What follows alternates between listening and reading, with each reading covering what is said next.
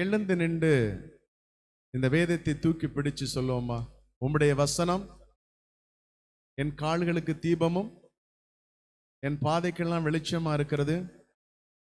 இன்று பேசப்படும் ஒவ்வொரு வார்த்தைகளையும் நீர் வரும் மட்டும் என்னுடைய வாழ்க்கையில அப்பியாசப்படுத்துவேன் என்று உறுதி கூறுகிறேன்.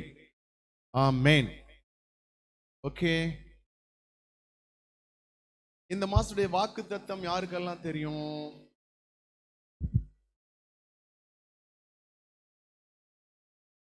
இந்த மாசத்துடைய வாக்குத்தத்தம் ஏசாயா 33:22. ஏசாயா 33:3. யாரெல்லாம் 1ஆம் தேதி வந்தது? 1ஆம் தேதி ஏசாயா 33:22. வாசிங்க. கர்த்தர் நம்முடைய நியாயாதிபதி, கர்த்தர் நம்முடைய நியாய பிரமாணிகர், கர்த்தர் நம்முடைய ராஜா, அவர் நம்மை ரட்சிப்பார். எத்தனை காரியம் சொல்லப்பட்டிருக்குது? நியாயாதிபதி, நியாய பிரமாணிகர், ராஜா, ரட்சகர். யாவே இஸ் அவர் ஜட்ஜ். அப்படிதானே? அஷ்வா. இன்னொன்னு, யாவே இஸ் அவர் லா கிவர். மூன்றாவது, யாவே இஸ் அவர் கிங். நாலாவது, he save us. He'll save us. அவர் நம்மளை ரட்சிக்கிறவராக.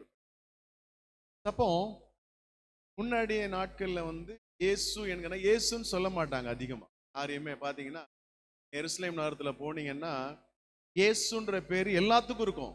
இப்ப பாத்தீங்கன்னா நீங்க இந்த ஆர்சி பேக்ரவுண்ட்ல நிறைய பேர் இயேசு ராஜி, இயேசு வச்சிருப்பாங்க, பாத்திருக்கீங்களா? சோ அதனால இயேசுன்னு அதிகமா சொல்ல மாட்டாங்க. எந்த இயேசு சிலுவையில் அடிபட்டாரு, இஸ்ரவேல் தேசத்துல தானே ஆண்டி, நஸ்ரேனாகி இயேசுவின் நாமம் தான். அது நஸ்ரேன் தான் சொல்லுவாங்க. நஸ்ரேனாகி இயேசுன்னு சொல்லுவாங்க. உங்களுக்கு தெரிஞ்சுக்கிறதுக்காக சொல்றேன். அதனால அதிகமா சொல்ல மாட்டாங்க.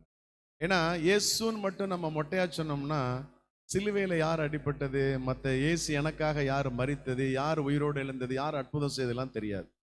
அதனால நஸ்ரேனாகி இயேசு. இப்ப நம்ம என்ன சொல்றோம்? உயிர் தெழுந்த நஸ்ரேனாகி இயேசுவின் நாமம்.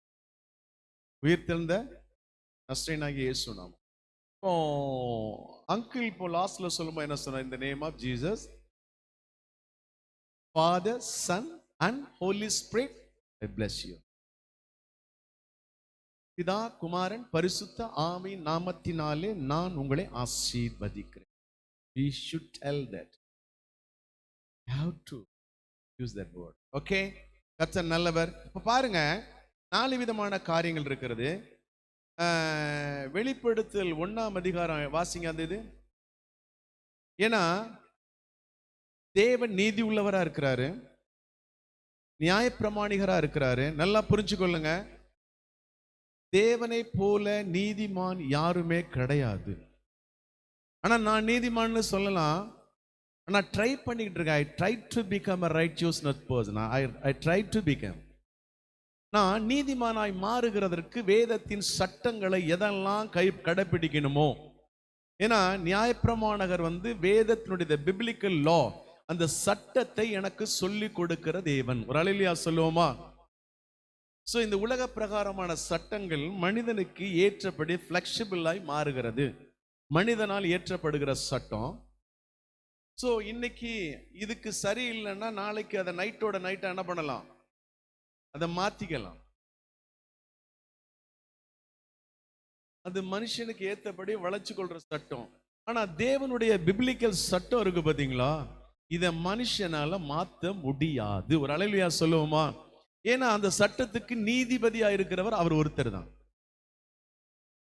ஏன்னா ஏற்றினவர். ஏன்னா இந்த அண்ட சராசரங்களையும் உருவாக்கின தேவன், அந்த எல்லாவற்றையும் அறிந்திருக்கிற தேவன், எல்லாம் அவருக்குள்ள இருக்கிறது, அவருக்காகவும் அவருக்கென்றும் உருவாக்கப்பட்டது, எல்லாம் அவருக்குள் இருக்கிறது. அதனால நீதி அவர் மாத்திரம்தான் சரியா செய்ய முடியுமே ஒழிய நான் செய்ய முடியாது. பக்கத்துல பார்த்து சொல்லுங்க, நீங்களும் நானும் ஆராதிக்கிற தேவன் நிச்சயமாகவே 100% நீதிமான் தான். அவர் மாத்திரம்தான் உங்களையும் என்னையும் நீதி செய்கிறதற்கு தகுதி உள்ள தேவன். ஒரு அல்லேலூயா சொல்லுவோமா? என வேதம் சட்டம் சொல்லுகிறது, நான் உனக்கு போதித்து என்னை நோக்கி கூப்பிடு, அப்பொழுது நான் உனக்கு உத்தரவு கொடுத்து நீ அறியாதும் உனக்கு எட்டாதுமான பெரிய காரியங்களை செய்வேன். வேத சட்டம். ஆண்டவராகிய இயேசு கிறிஸ்து இதை சொல்றார். நீ என்ன நோக்கி கூப்பிடு, அப்பொழுது நான் உனக்கு உத்தரவு கொடுப்பேன். சோ நீ அறியாதும் எட்டாதுமான பெரிய காரியங்களை நான் உனக்கு அறிவிப்பேன். அப்ப என்னுடைய நீதிமானாகிய எனக்கு முன்பாக இருக்கிற என்னுடைய ஜட்ஜ் என்னை பார்த்து சொல்றாரு, நீ வேற யாரையும் போய் அந்த நீதிக்காக தேடாத. அல்லேலூயா சொல்லுவோமா? சோ ஒருவேளை இன்னைக்கு வரைக்கும் நீங்க வேற யாராவது போயிட்டு இந்த மனுஷன் அவருடைய லைஃப்ல நல்லா இருக்கிறாரு, சோ அவர் எனக்கு நீதி செய்வாருன்னு சொல்லி தேடி ஓடி அலைஞ்சு ஏமாந்துருந்தீங்கன்னா நீங்க ஆண்டவற்றை மன்னிப்பு கேளுங்க. ஏன்னா நம்ம பேசுறது சூப்பர் நேச்சுரல் பவர் உள்ள காட், இயற்கைக்கு மேலானவர். அதாவது இயற்கையை அரட்டுகிறதற்கும் இயற்கையை உருவாக்குறதற்கும் அழிக்கிறதற்கும் அதிகாரம் உள்ள தேவனிடத்துல நம்ம பேசிட்டு இருக்கிறோம்.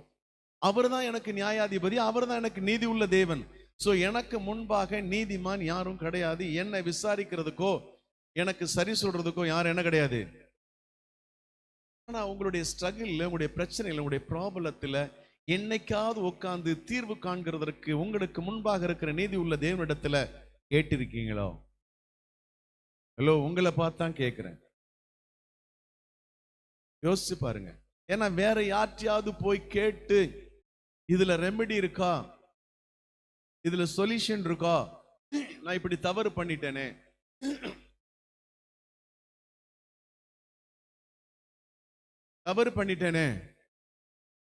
அப்படின்னு சொல்லி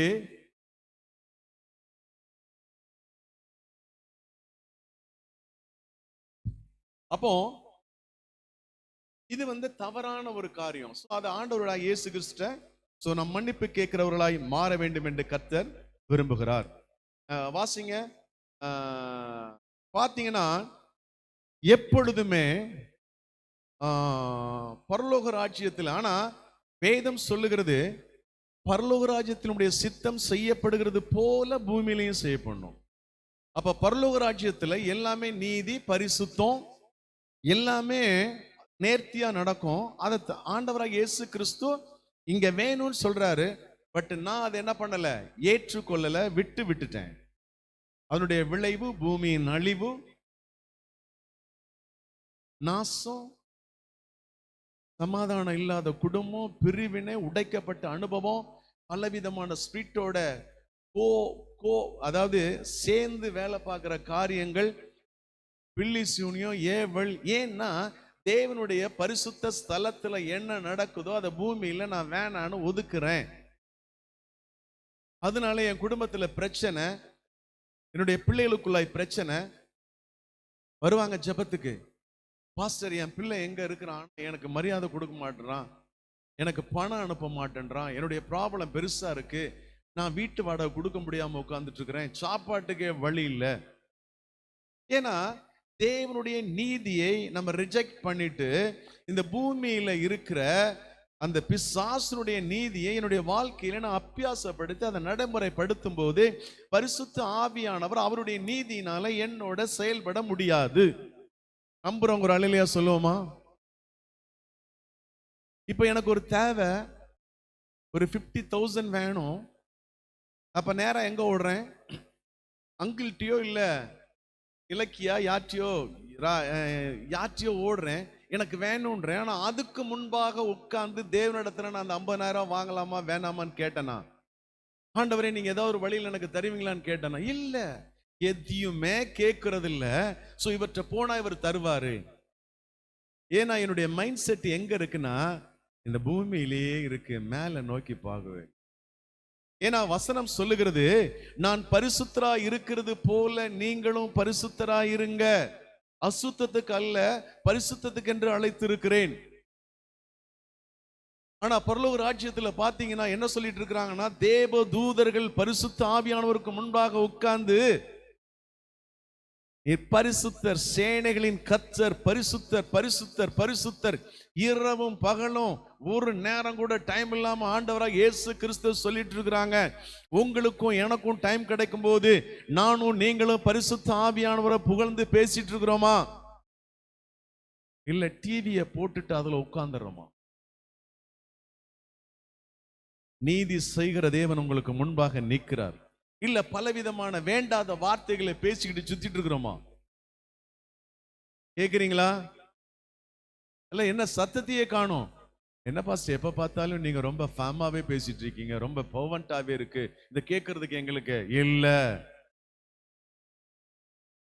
Because of we are standing on the neck of the moment. கடைசி நாட்கள்ல நிக்கிறோம். ஏனோ தானோ இல்ல, இது எச்சரிப்பின் நாட்கள். எச்சரிப்பின் நாட்கள். என்ன நடக்கும், எப்ப நடக்கும், ஏது நடக்கும் தெரியாத நாட்கள். எனக்கும் உங்களுக்கும் ஆண்டவருக்கும் பரிசுத்த ஆவியானவருக்கும் ஒரு நல்ல ரிலேஷன்ஷிப் இல்லைன்னா உடைந்து போகிற நாட்கள். இந்த நாள், இந்த ஞாயிற்றுக்கிழமை, இன்னைக்கு 5ஆம் தேதியா? 5ஆம் தேதி. இன்னொரு நாள் வருமானு ரொம்ப கஷ்டம். கேர்ஃபுல்லா இருங்க. சொல்றாரு, வாசிங்க சங்கீதம். இது நடக்க வேண்டிய வழியை நான் உனக்கு காண்பிப்பேன். வாசிங்க. நான் உனக்கு போதித்து நீ நடக்க வேண்டிய வழியை உனக்கு காட்டுவேன். உன்மேல் என் கண்ணை வைத்து உனக்கு ஆலோசனை சொல்லுவேன். இதுதான் biblical law. தேவன் என்னை பார்த்து சொல்லுகிறாரு, உன்மேல் என் கண் வைத்து உனக்கு நான் ஆலோசனை சொல்லுவேன். அப்ப யார் ஆலோசனை சொல்லணும்? எனக்கு யார் ஆலோசனை சொல்லுவா? அந்த ஆலோசனை எங்க இருக்கிறது? தேவன்கிட்ட இருக்கிறது, இந்த ஸ்கிரிப்சர்ல இருக்கிறது. எனக்கு கற்றுக் கொடுப்பார், எனக்கு போதிக்கிற தேவன். இப்ப எனக்கு மேத்ஸ் தெரியாது, நான் ஒரு மேத்ஸ் டியூஷன் போயிட்டு அவர் எனக்கு சொல்லி கொடுக்குற எல்லாத்தையும் நான் படிச்சதுக்கு அப்புறம் தான் எக்ஸாம்ல போயிட்டு அந்த வர்ற கொஸ்டினுக்கு நான் என்ன பண்ணுவேன், மேத்ஸை சரியா எழுத முடியும். ஸோ இந்த உலகத்துல நான் ஒரு டியூஷன் மாஸ்டர் எனக்குன்னு தேடும் போது என்னுடைய வாழ்க்கையின் மாஸ்டர் ஒருத்தர் மேல இருக்கிறாரு, நீதி செய்கிற தேவன். அவரை நான் தேடணுமா இல்லையா? அப்ப அவர் என்ன சொல்றாரு, நான் உனக்கு போதித்து நீ நடக்க வேண்டிய வழியை உனக்கு காண்பிப்பேன். உன்மேல், நல்லா புரிஞ்சுக்கொள்ளுங்க, நீங்க தேடுனீங்கன்னா நீதி உள்ளவராக இயேசு கிறிஸ்து அவர் தான் சொன்னீங்கன்னா என் மேல அவர் கண்ணை வைப்பாராம். நல்லா புரிஞ்சுக்கொள்ளுங்க. இப்ப நான் என்னுடைய மனைவியையோ என்னுடைய பிள்ளைகளையோ வீட்டுல இருக்கிற வரைக்கும் தான் நான் அவங்கள பார்க்க முடியும். இந்த ரூம்ல இருந்து அந்த ரூம்ல போயிட்டா நான் பார்க்க முடியாது. ஏன்னா செவுர் இருக்கும், டோர் இருக்கு, ஸ்கிரீன் இருக்கு, நான் அவங்கள பார்க்க முடியாது. ஆனா நான் கூப்பிடலாம், சத்தம் மட்டும் பேசிக்குவோம். ஆனா பரிசுத்த ஆவியானவர் என்கிற அந்த நீதிபரர் என் மேல கண்ணை வச்சேதான் ஆலோசனை சொல்வார். நல்லா புரிஞ்சுக்கொள்ளுங்க. நம்புறவங்க ஒரு அலையிலையா சொல்லுவோமா? ஏன்னா தேவன் அப்படிதான் உங்களை ஸ்திரப்படுத்த விரும்புகிறார். அடுத்து பாருங்க, சங்கீதம் 32 சொல்லிட்டு இன்னொரு சட்டம். பூமியில் தன்னை ஆசீர்வதிக்கிறவன் சத்திய தேவனுக்குள் தன்னை ஆசீர்வதிக்க கடவன். நீங்க யாரோட நாமத்தினால இந்நாள் வரைக்கும் ஆசீர்வதிக்கப்பட்டிருக்கீங்க? ரைட். ரட்சிப்பின் அனுபவம் வர்றதுக்கு முன்னாடி நீங்க யாரோட நாமத்தை உங்களுடைய தலையில, உங்களுடைய தோல்ல, உங்களுடைய இருதயத்துல, உங்களுடைய நெஞ்சில சுமந்துட்டு அடைஞ்சீங்க? யோசித்து பாருங்க. நீங்க அந்த சோல் டேஸ் ஆத்ம பந்தத்தை உடைக்காத பட்சத்துல அந்த நாமங்கள் உங்களுக்குள்ளார இருக்கும். நீங்க அந்நிய பாஷை பேசுவீங்க, ஆவியில நிரம்புவீங்க, அல்லேலூயா சொல்லுவீங்க, பாஸ்டிங் போடுவீங்க, எல்லாமே நடக்கும். ஆனாலும் அந்த நாமம் உங்களுக்குள்ளார இருக்கும். அதை உடைக்காத பட்சத்துல சொல்லுவோமா, இயேசு சுவாமி, நான் உங்களுடைய ரட்சிப்புக்குள் வருகிறதற்கு முன்பாக நாம் பலவிதமான நாமங்களை எங்கள் வாழ்க்கையில சொல்லி பாடினது உண்டு. அதன் நிமித்தமாய் இந்நாள் வரைக்கும் நீர் எங்களோட இருந்தாலும் அந்த நாமங்கள் எங்களுக்குள் இருந்து செயல்பட்டு கொண்டிருக்கிறபடினால் நசரேயனாகிய இயேசுவின் நாமத்தினாலே அந்த நாமங்களை எனக்குள் இருந்து, என் சிந்தையிலிருந்து, என் எண்ணங்களிலிருந்து, என் ஆத்மாவில் இருந்து, என்னுடைய இருதயத்தில் இருந்து, என்னுடைய பொருளாதாரத்தில் இருந்து, என்னுடைய குடும்பத்தில் இருந்து நிர்மூலமாக்குறேன். இனி என் குடும்பத்தின் மேல, என் சிந்தையின் மேல, என் எண்ணங்கள் மேல, என் பொருளாதாரத்தின் மேல, என் வீட்டின் மேல நசரேயனாகிய இயேசுவின் நாமத்தினாலே கல்வாரி இரத்தத்தினால முத்தரிச்சு உங்களுடைய நாமத்தை நான் டிக்ளேர் பண்றேன். ஆமென். சோ நான் என்ன சொல்ல வரேன்னா, இப்போ நான் என்ன பண்ண தெரியுமா, எனக்கு ஒய்ஃப் சாப்பாடு வச்சோன்னே, நீங்க நம்புறீங்களோ இல்லையோ, இல்லை ஹோட்டல்ல போய் சாப்பிடும்போது அந்த சாப்பாடை பார்த்து நான் பேசுவேன். நசரேயனாகிய இயேசுவின் நாமத்தினாலே சாப்பாடை நான் உன்னை ஆசீர்வதிக்கிறேன். நான் சாப்பிடும்போது எனக்குள்ளார போய் என்னை ஆரோக்கியப்படுத்துவாயாக, என் எலும்புகளை புஷ்டி உள்ளதாய் மாற்றுவாயாக, என் நரம்புகள் பலன் அடைவதாக, என் முட்டிகள் பலன் அடைவதாக, நான் உனக்கு கட்டளை கொடுக்கிறேன், இதை செய்வாயாக. ஒரு ஆமென் சொல்லுவோமா? அதான் சொல்றது, பூமியில் தன்னை ஆசீர்வதிக்கிறவன் சத்திய தேவனுக்குள்ள ஆசீர்வதிக்கணும். யாருடைய நாமத்தினால் அல்ல. நீங்க ஆசீர்வதிச்சு பாருங்க, உங்களை நீங்க ஆசீர்வதிக்க சொல்லி வேதம் சொல்லுகிறது. அது வேதத்தினுடைய சட்டம். தேவன் எதிர்பார்க்கிறார். ஏன்னா அவர் என்ன போதிக்கிறாரு, என் மேல கண் வச்சு ஆலோசனை சொல்றாரு. பாருங்க, அடுத்து சொல்றாரு, நீ அழிவுள்ள வித்து அல்ல. பக்கத்துல பார்த்து சொல்லுங்களேன், நீ அழிவுள்ள வித்து இல்ல.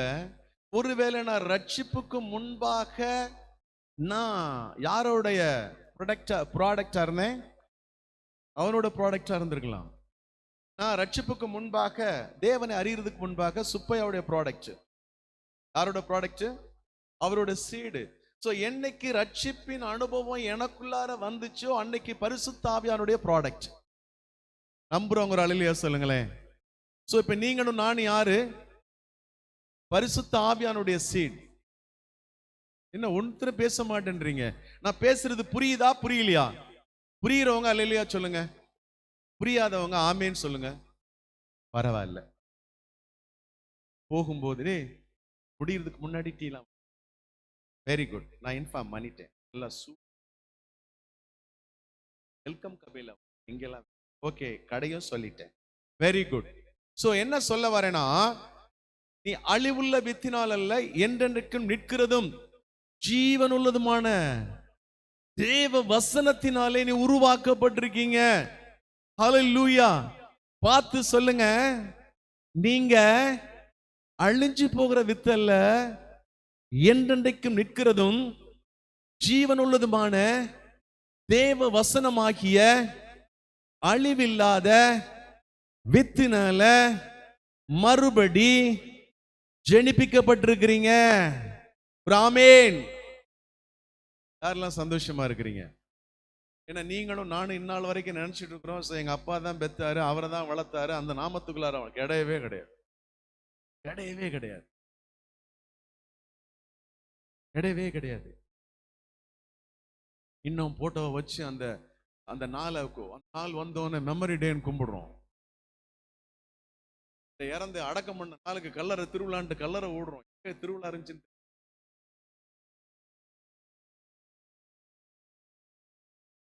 ஓடுறோம். ஒரு மெயின் சர்ச்சில் நல்ல ஒரு கிறிஸ்தவ குடும்பம் இறந்துட்டாரு.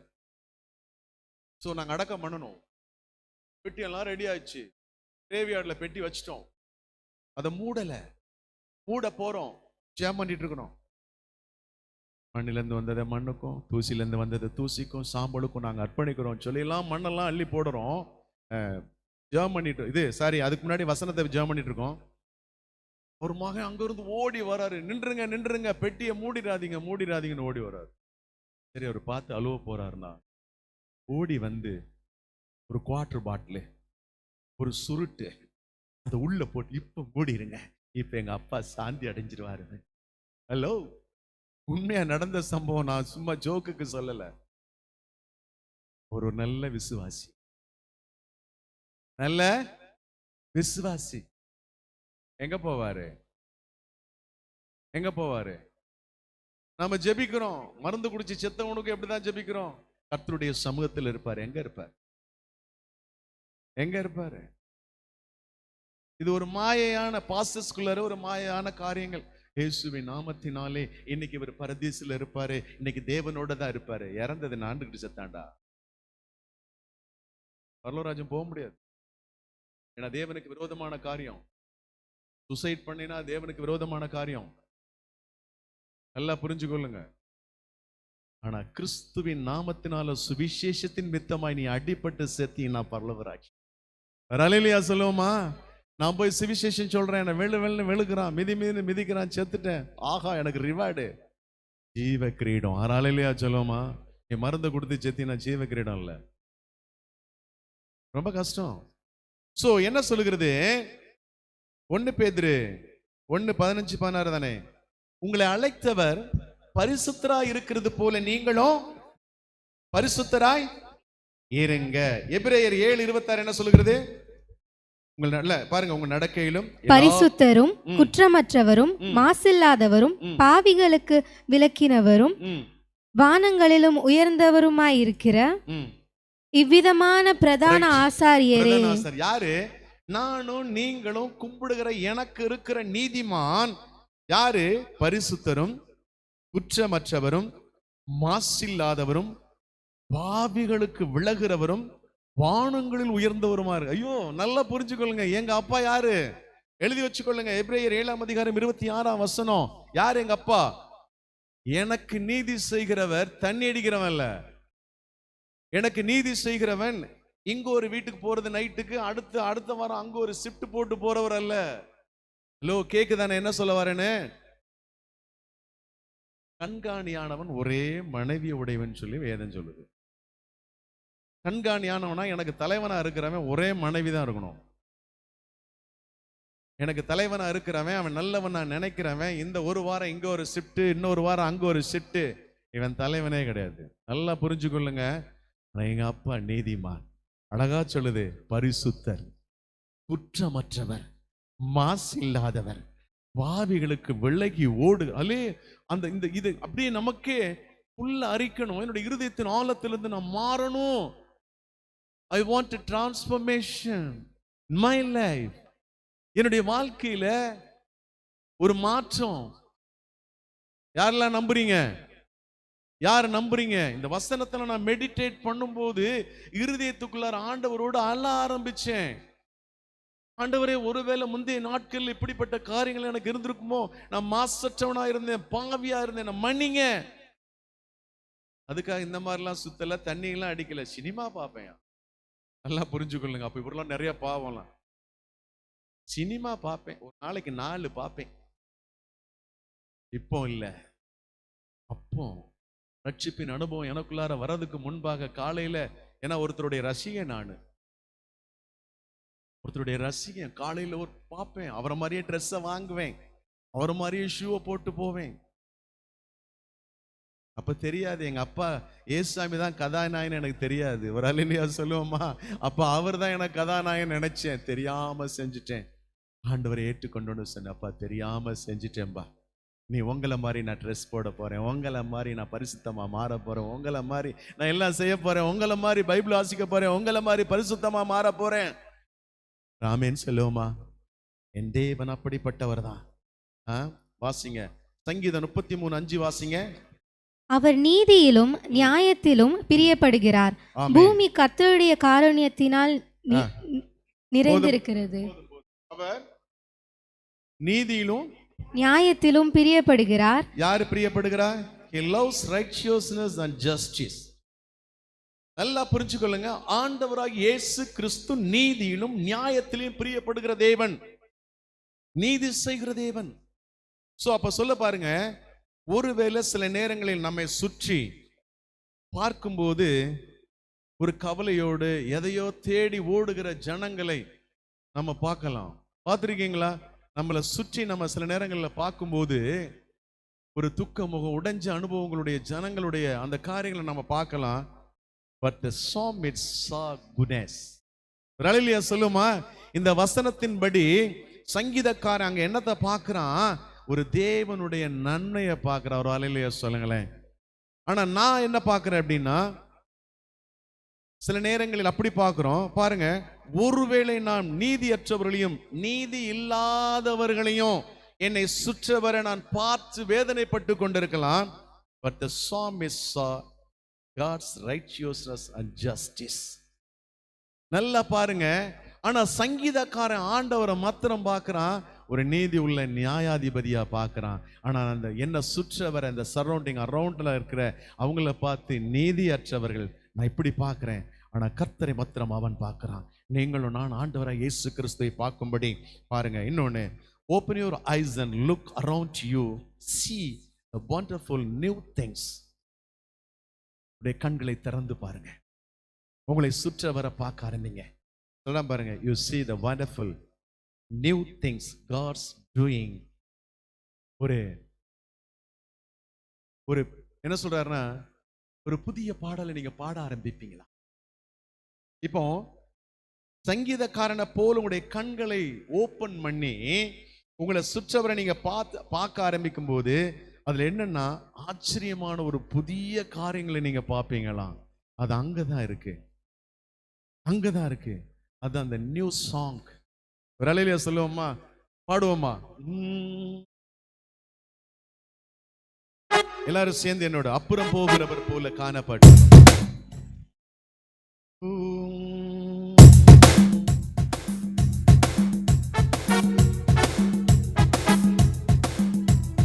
அப்புறம் போகிறவர் போல காணப்பட்டாலும், இயேசு அப்புறம் போகிறவர் போல காணப்பட்டாலும் உன் மீது நோக்கமாயுள்ளார். உன் நினைவெல்லாம் அவர் அறிவார். மீது நோக்கமாயுள்ளார். உன் நினைவெல்லாம் அவர் அறிவார். காண்கின்றவர், உருவாக்கின்றவர், தோல்வியை சுமக்கின்றவர். காண்கின்றவர், உருவாக்கின்றவர், தோல்வியை சுமக்கின்றவர்.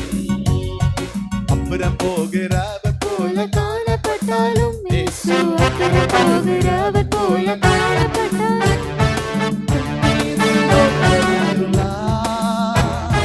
நினைவெல்லாம் அவர் அறிவார். காக்கின்றவர், உருவாக்கின்றவர், தோளில் சுமக்கின்றவர், காக்கின்றவர், உருவாக்கின்றவர், தோளின் மேல் சுமக்கின்றவர். Yahweh is our judge. நீதிமொழிகள் 20:7 வேகமாய் வாசிங்க. நீதிமான் தன் உத்தமத்திலே நடக்கிறான், அவனுக்கு பிறகு அவன் பிள்ளைகளும் பாக்கியவான்களாய் இருப்பார்கள். யாரு? சோ நீதிமான். இன்னொன்னு சொல்லுது பாருங்க, one of the greatest gift parents give their children is name. நல்லா புரிஞ்சுக்கொள்ளுங்க. நான் என்னுடைய பிள்ளைகளுக்கு ஒரு பெரிய கிஃப்ட் கொடுக்கணும் அப்படின்னா என்னுடைய உத்தமத்திலே இன்டெகிரிட்டியில நான் கரெக்டா இருக்கிறேனா? சங்கீதம் 112:1 சொல்லுகிறது, அல்லேலூயா, கர்த்தருக்கு பயந்தவருடைய பிரமாணங்களில் மிகவும் பிரியமா இருக்கிற மனுஷன் பாக்கியவான். அவன் பூமி, அவன் சந்ததி பூமியில பலத்து இருக்கும், ஆசியம் ஐஸ்வர்யம் அவன் வீட்டில் இருக்கும். எங்க சங்கீதம் 112 அல்லேலூயா வாசிங்க. அல்லேலூயா, கர்த்தருக்கு பயந்து. எல்லாரும் சேர்ந்து வாசிங்க. எங்க இதுல டிஸ்ப்ளே பண்ணுங்க. இத பார்த்து வாசிங்க எல்லாரும். ரெடி? 3, 2, 1. சத்தமா. அல்லேலூயா, கர்த்தருக்கு பயந்து அவருடைய கட்டளைகளில் மிகவும் பிரியமாயிருக்கிற நான் பாக்கியவாவேன். அதனால் என் சந்ததி பூமியில பலத்திருக்கும், செம்மையான என்னுடைய வம்சம் ஆசீர்வதிக்கப்படும். ஹல்லேலூயா. சோ ஏன்னா நீதிமான் தன் உத்தமத்திலே நடக்கிறான், அவனுக்கு பிறகு அவன் பிள்ளைகளும் பாக்கியவான்களாய் இருப்பார்கள். இதுதான் என் பிள்ளைகளுக்கு நான் கொடுக்கிறதான the great gift. நான் நீதிமானா இருந்து என்னோட இன்டெகிரிட்டி உத்தமத்துல நான் சரியா நடந்தனா என் பிள்ளைகள் ஆசீர்வதிக்கப்படுவார்கள். இருக்கீங்களா? இருக்கீங்களா? ஒரே ஒரு தடவை கண்ணை மூடி ஆண்டவரை நோக்கி பார்த்து, ஆண்டவரே நான் நீதிமானா என் உத்தமத்தில் சரியாய் நடப்பேனே ஆனால் என் பிள்ளைகள் என் சந்ததி பூமியில் ஆசீர்வதிக்கப்பட்டிருக்கும். நீங்க உங்களுடைய மரணத்துக்கு முன்பாக உங்களுடைய பிள்ளைகளுக்கு வைத்து போகிற சொத்து, அசையும் சொத்து அசையா சொத்து, ஒரு அலையிலையா சொல்லுங்களேன், அதான் அந்த ரிஜிஸ்டர் பண்ணி வச்சுட்டு போறீங்க. ஆண்டவரோட ஒரு ரிஜிஸ்டர், ஒரு கவர்னன்ட். என்ன பண்றீங்க தெரியுமா? நீங்க ஆண்டவரோட அவருடைய காரியங்கள்ல நீதிமானா இருந்து நீங்க உத்தமமாய் நடந்துட்டீங்கன்னா நீங்க ரிஜிஸ்டர்ல கையெழுத்து போடுறீங்கன்னு அர்த்தம். எந்த ரிஜிஸ்டர்ல? அந்த பரலோக ரிஜிஸ்டர்ல. ஏன்னா நீங்க எழுதுறீங்க பாத்தீங்களா, நான் இறந்ததுக்கு அப்புறம் ஒரு உயில் எழுதுவாங்க. எனக்கு சொத்து இல்ல, எனக்கு உயில் எழுத முடியாது. என்ன இவங்க 2 பேரும் சண்டை விட்டு கிடக்காங்க வீட்டுல வந்து, ஆனிஸும் ஜபாவும். கல்யாணம் முடிக்கிற வரைக்கும் நான் இங்கே தான் இருப்பேன், வரக்கூடாது. ஆனி சொல்றேன், நான் மேல இருந்துக்குவேன். எங்கடா போவேன்? பாப்பாவும் யாரு சென்னையில, இப்ப அவங்க எல்லாம் கிடையாது, நாங்க தான். இப்ப நான் உட்கார சோபா அந்த சோபால தான் உட்காந்துட்டு நான் இங்கிட்ட ஓரமா தான். இதுல இவங்க 2 பேரும் தான் சண்டை விட்டு கிடக்காங்க, எனக்கு இல்ல. என்னது?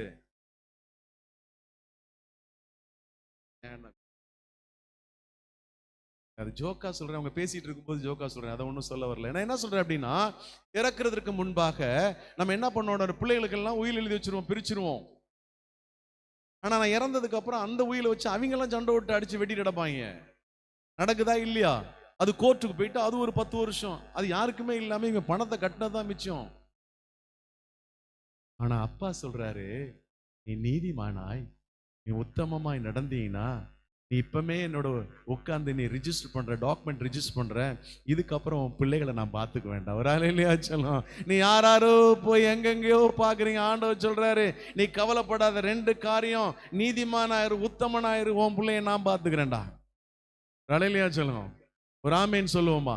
சொல்லுங்க, அப்பா நான் நீதிமானாய் மாறுறேன்பா, நான் இன்டெகிரிட்டியில உத்தமத்துல நான் சரியா இருக்கிறேன்பா, எனக்கு அப்புறம் என் சந்ததியை உங்க கையில கொடுக்குறேன்.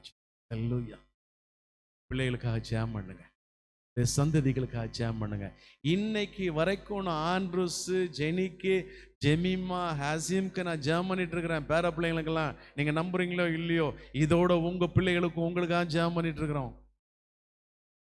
அது எங்களுடைய கடமையா இருக்கிறது. சரி, ஏசாயா 33:15 வாசிங்க, வேக வேகமாய் வாசிங்க. நான் ஒரு நீதியாய் நடந்து செம்மையானவைகளை பேசி இடுக்கண் செய்வதால் வரும் ஆதாயத்தை வெறுத்து பரிதானங்களை வாங்காதபடிக்கு தன் கைகளை உதறி ரத்தம் சிந்துவதற்கான யோசனைகளை கேளாதபடிக்கு தன் செவியை அடைத்து பொல்லாப்பை காணாதபடிக்கு தன் கண்களை மூடுகிறவன் எவனோ? நீதிமான், இன்டெகிரிட்டி, நேர்மை, உத்தமம். அந்த தலை போட்டு வச்சுக்கோங்க, integrity. The leader's life and words match. அதாவது தலைவன் என்கிற நான், என்னுடைய வாழ்க்கையும், கேக்குறீங்களா? ஹலோ, கேக்குறீங்களா?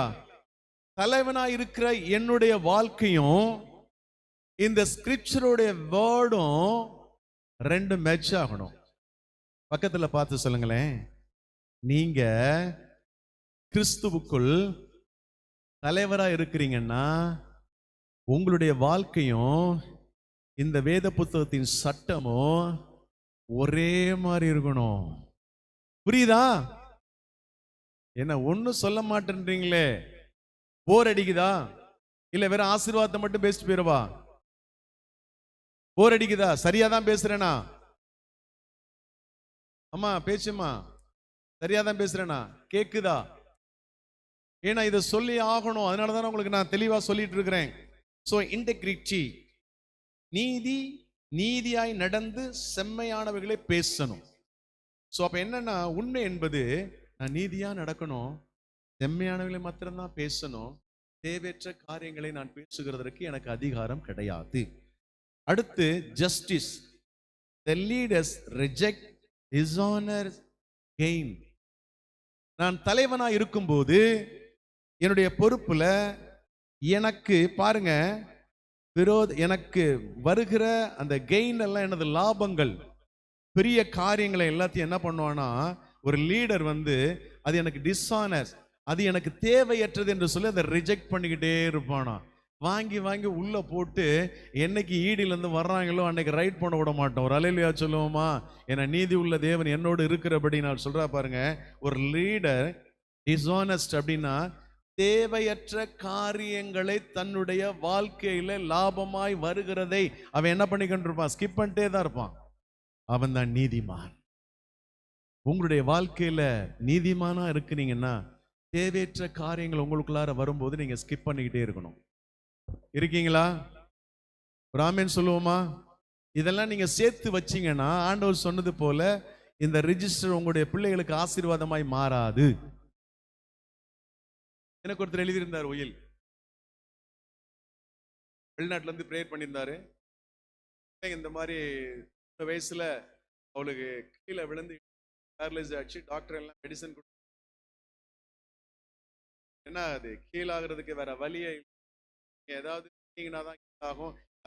இத்தனை வருஷம் தான் என்ன பண்ணாரு, ஃபோன் பண்ணி இதை கன்ஃபர்ஸ் ஜாம் பண்ணுங்க, ஏதான் இன்னர் ஹீலிங் டீச்சர் ஆச்சுன்னாரு. நான் இங்க இருந்து ஜாம் பண்ணேன். தேர்டு அங்க இருந்து கால் பண்றாரு, என் பேத்தி சைக்கிளிங் பண்ணிட்டு இருக்கிறா. நீங்க நம்புறீங்களோ இல்லையோ, அந்த வீல் சேரோட போட்டோ என்கிட்ட இருக்கு. அடுத்து சொல்ற, இப்ப ஸ்விம்மிங் போறா. அங்கிருந்து வந்தாரு, ஒரு ஃபார்மேட் ப்ரிப்பேர் பண்ணாரு, மை வில்லுன்னு எழுதினாரு. மேல மை வில்னு எழுதி எல்லாத்தையும் அவங்க பிள்ளைகளுக்கெல்லாம் எழுதி முடிச்சுட்டு கீழே போட்டிருந்தாரு, Danny is my best friend. When he is going to build the church construction, that time my children will be liberalist போட்டிருந்தார். பாஸ்டர் டேனி எனக்கு நல்லா கொஞ்சம் வெல்விஷர், நல்லா தெரிஞ்சவர். அதனால அவர் என்னைக்கு சபை கட்ட போறாரோ அன்னைக்கு என்னுடைய பிள்ளைகள் தாராளமாய் கொடுங்கள்னு எழுதியிருந்தாரு. லிபரலி நான் தூக்கி ஓரமா போட்டு அந்த ரிஜிஸ்டர் வேற பண்ணியிருந்தாரு. சபை ஆரம்பிக்கும் போது அங்கிருந்து ஒரு போனு, பாஸ்டியா எப்ப சர்ச் கட்ட போறீங்க? ஆரம்பிக்கிறேன், ஒன்றும் இல்லாம வெளியே உட்காந்து, இவ்வளோ ஆகும் ஒரு அமௌண்ட் அனுப்புறேன். மேஜர் அமௌண்ட் அனுப்புனார். ஒரு அல்லேலூயா சொல்லுவோமா? ஒரு அல்லேலூயா சொல்லுவோமா? எந்த உயில் எப்படி எழுதப்படுது, அதுக்கு நான் தகுதி உள்ளவனா இருக்கிறேன்னா you have to think about yourself. நீங்க யோசித்து பாருங்க. கர்த்தர் நல்லவரா இருக்கிறார். கர்த்தர் எழுதுனதான் ஆமென் சொல்லுவோமா? அதுல மாற்றமே இல்லை. அடுத்தது பாருங்க ஜஸ்டிஸ். அடுத்தது பாருங்க கன்விக்ஷன். குற்றம் சாற்றப்படாதவன். குற்றம் கன்விக்ஷன் அப்படிதானே, குற்றம் இல்லாதவன், கண்டித்து உணர்த்தப்படுகிறவன். குற்றம். The leaders values won't allow him accept briefs lunch. அத பாருங்க, ஒரு தலைவன் values won't allow, அதாவது நல்ல விலையேறப்பட்ட காரியங்களை அது தனக்கு தேவையில்லைன்னு தெரிஞ்சிருக்கும், அதை அலோவ் பண்ணாதபடிக்கு அதை என்ன பண்றான் அப்படின்னா அதை அக்செப்ட் பண்ணல, ஏற்றுக்கொள்ள. அந்த லஞ்சமான காரியங்களை இந்த வசனத்துல மேல இருக்கு பாருங்க, நீங்க 33:15 ஏசாயா நீங்க போய் படிச்சு பார்த்தீங்கன்னா அதுல தெரியும். இதை ஏற்றுக்கொள்ளாதவன் ஒரு தலைவன். என் தகப்பன் அப்படிதான். அல்லேலூயா. பிசாசு கூப்பிடுற ஆண்டவரை, வா, இதெல்லாம் என் சொத்து, ரிஜிஸ்ட்ரியான்ட்டு தான் இருக்கு, நான் உங்கள்கிட்ட எழுதி கொடுத்துட்றேன். எனக்கு டிஆர் தெரிஞ்சவர் தான், அவர் உடனே பத்திரம் போட்டு என்ன பண்ணுவாரு, எல்லாம் எழுதி கொடுத்துருவாரு. அவ்வளோ ஒன்றும் ரிஸ்க் எல்லாம் எடுக்கணும்னு அவசியம் இல்லை.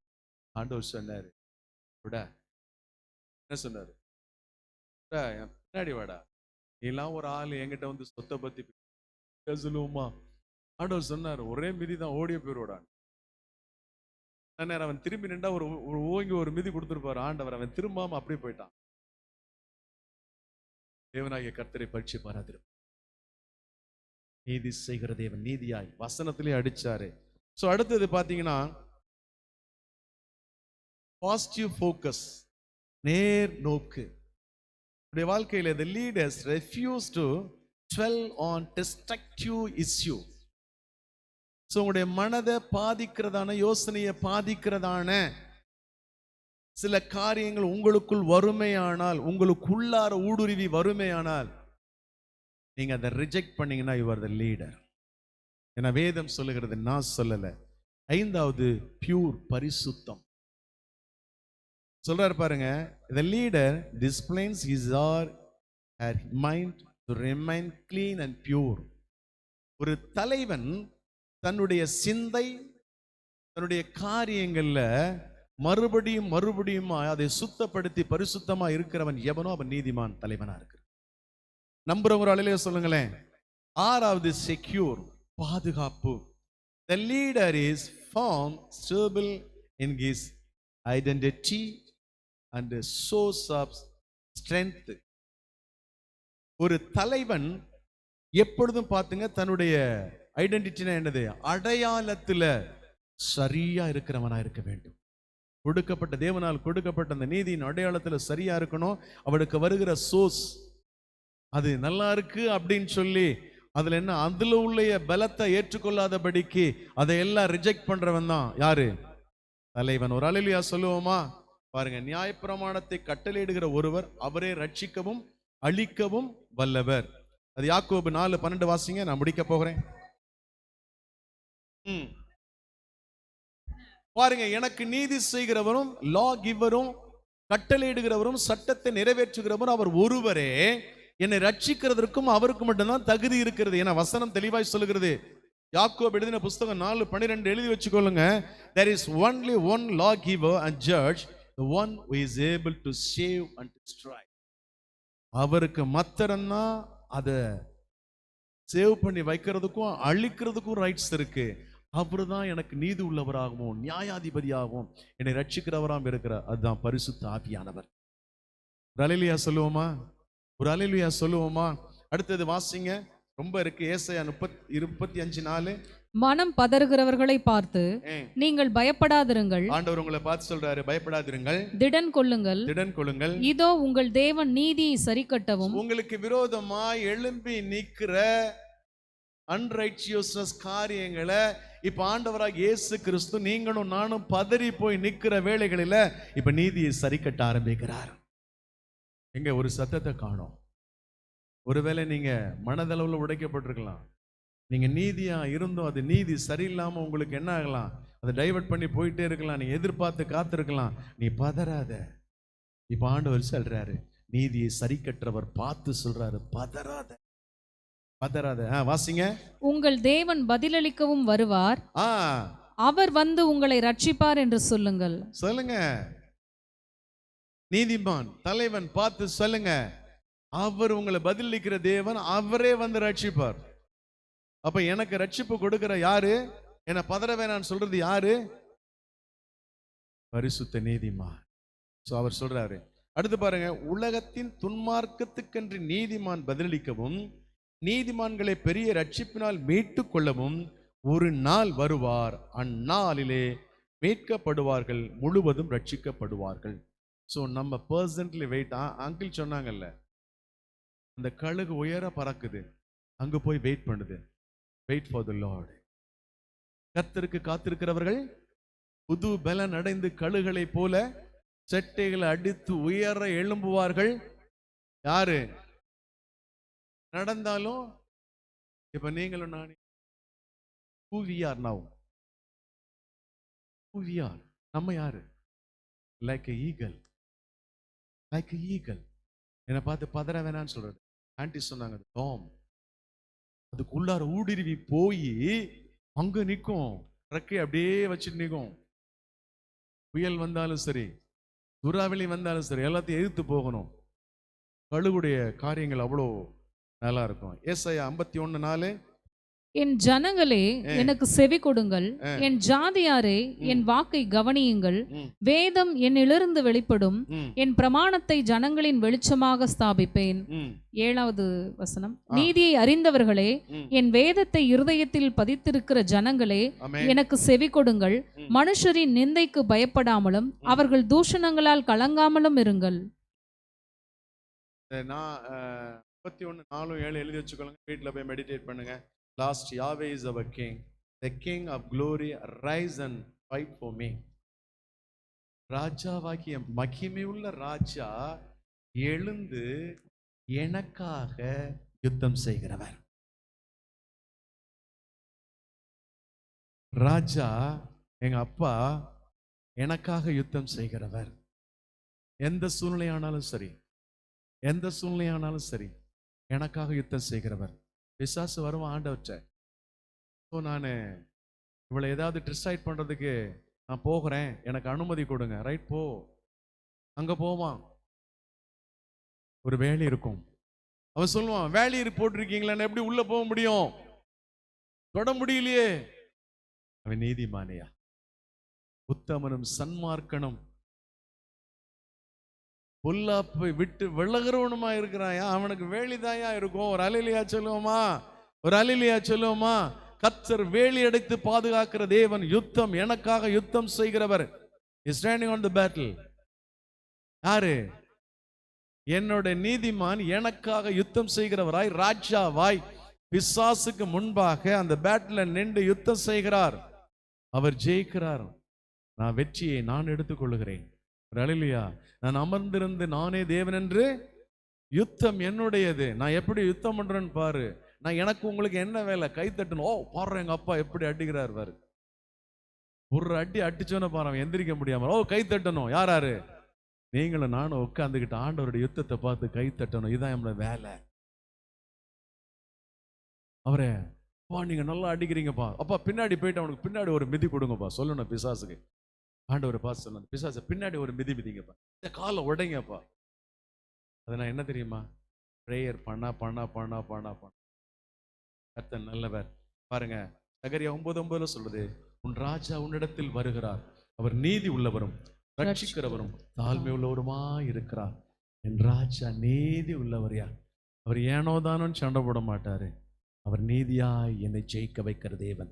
மத்தேயு 2:2 சொல்லுது, யூதருக்கு ராஜாவாய் பிறந்திருக்கிறவர் எங்கே? அவர் எனக்கு ராஜாவா ஏற்கனவே பிறந்துட்டாரு. இதோ உன் ராஜா சாந்த குணமுள்ளவரா இருக்கிறார். மத்தேயு 27:11 சொல்லுகிறது, இயேசுவாதிபதி இயேசுவை நோக்கி, நீ யூதருடைய ராஜாவான்னு கேட்கிறான். ஆமா, நான் ஐ எம் எ கிங்னு சொல்றாரு.